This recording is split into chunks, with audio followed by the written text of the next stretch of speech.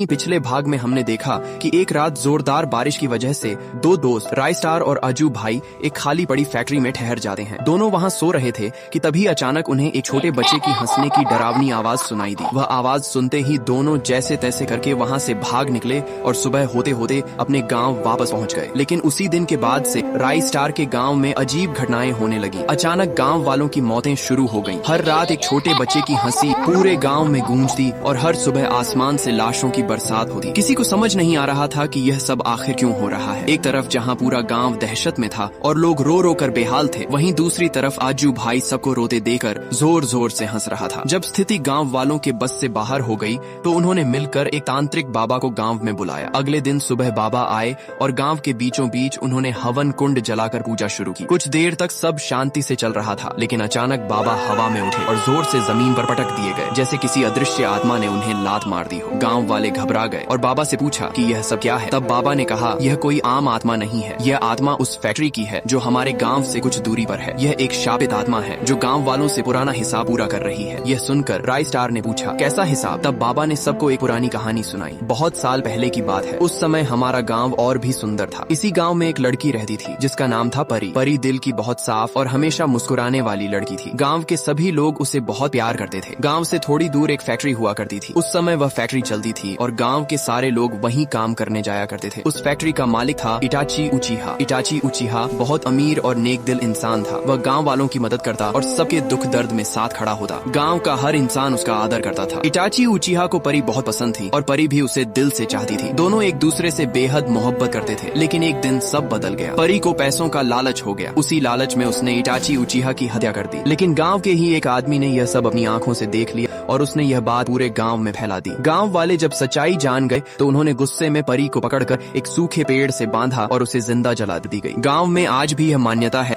कि परी की आत्मा उस फैक्ट्री में कैद है और अगर वहां कभी किसी ने आग जलाई तो वह आत्मा आजाद हो जाएगी। अचानक राय स्टार को याद आई, उसी दिन तो उसने वहां आग जलाई थी। उन्होंने ही उस आत्मा को आजाद कर दिया था। सच जानने के लिए राय स्टार ने फैसला किया। रात होते ही वह हिम्मत जुटाकर फैक्ट्री पहुंचा। उसने हर जगह ध्यान से देखा। तभी अचानक उसकी नजर एक कोने में रखे बॉक्स के पीछे पड़ी। वहाँ उसके अपने दोस्त अज्जू भाई की लाश पड़ी हुई थी। राय स्टार हैरान रह गया। अब सब कुछ साफ हो गया। गाँव में जो अज्जू भाई के रूप में घूम रहा था वो दरअसल परी की आत्मा थी। राय स्टार तुरंत बाबा के पास गया और सारी बात बताई। बाबा ने उसी रात पूरे गांव के बीच हवन का आयोजन किया। उसी समय कुछ गांव वालों ने अज्जू को पकड़कर बाबा के सामने लाया और फिर गांव के लोगों ने उस आत्मा को जलाकर राख कर दिया। उन्हें लगा कि उन्होंने उस आत्मा को हमेशा के लिए खत्म कर दिया, लेकिन वह आत्मा अब भी जिंदा थी और उसने राय स्टार के शरीर पर पूरी तरह कब्जा कर लिया था। अगर नेक्स्ट पार्ट चाहिए तो फटाफट इस वीडियो पर 1 लाख लाइक्स कंप्लीट कराओ।